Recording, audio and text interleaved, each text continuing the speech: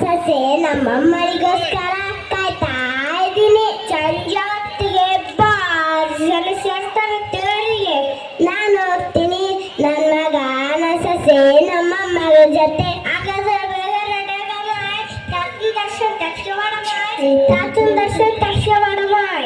ಎಷ್ಟು ದಿನ ಆಯ್ತು ನಮ್ಮ ಮಗಳ ನೋಡ್ಲಾರ.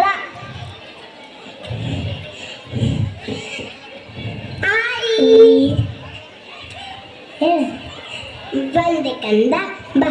ಅಪ್ಪ ಮಲ್ಲಿದ್ದಾರೆ, ಬರಕತ್ತಿದ್ದಾರೆ. ಅಮ್ಮ ಅತ್ತೆ ಚೆನ್ನಾಗಿದ್ದೀಯಾ? ಚೆನ್ನಾಗಿದ್ದೀನಿ. ಬೇಗ ರೆಡಿ ಆಗ್ರಿ, ಜಾತ್ರೆಗೆ ಹೋಗೋಣ.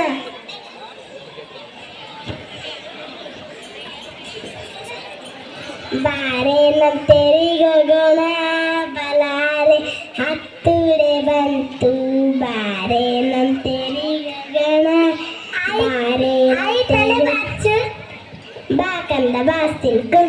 ಬುದ್ಧಿ ಬಸತ್ತಂದ್ರೆ ಯಾರು ಬುದ್ಧಿ ಬಸತ್ತ ಯಾಕದೆ ಹೆಸರು ಇಷ್ಟೇ.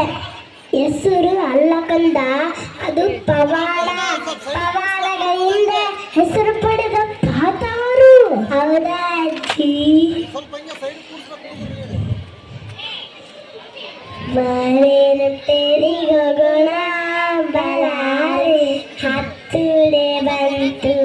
ಏನು ಆಯ್ವಾಗ ಸುದ್ದಿ ಹಚ್ಚಿರಿ? ನಿನ್ನ ಮಗ ತಾತನ ಬಾಯಿ ಕೇಳ್ತದನಪ್ಪ.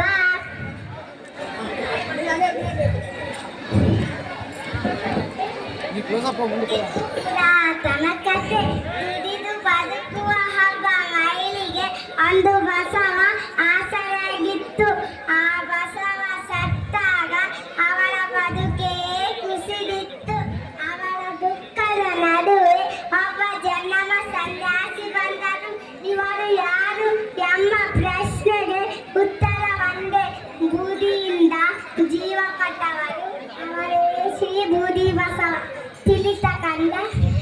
ಇಷ್ಟೇ ಅಲ್ಲ ಕಂದ, ಹೈದರಾಬಾದಿ ಜಮರ, ಸಾವಿರಾರು ಸೈನಿಕರು, 100 ಕುದುರೆಗಳು, 10 ಆನೆಗಳು ಎಳೆದರು. ಒಂದಿಂಚು ಹಳುಗಾಡಲಿಲ್ಲ. 6 ಗಾಲಿಯ ರಥ ಊರೊಳಗಿನ ಮಠದಿಂದ ಕಾಶಿ ದರ್ಶಿಕೊಂಡು ಶೇನವಾತಾರಿಯಾಗಿ ಬಾ ಬಸವ ಎಂದು ಕೈ ಮಾಡಿ ಕರೆದರೆ ಗಿರ್ರನೆ ಎಂದು ಸಾಗಿತ್ತು. ಇಂದಿಗೂ ಸಾಗುತ್ತಿದೆ ಶ್ರೀ ಬೂದಿ ಬಸವನ ಮಹಾರಥ. ತಿಳಿತ ಕಂದ?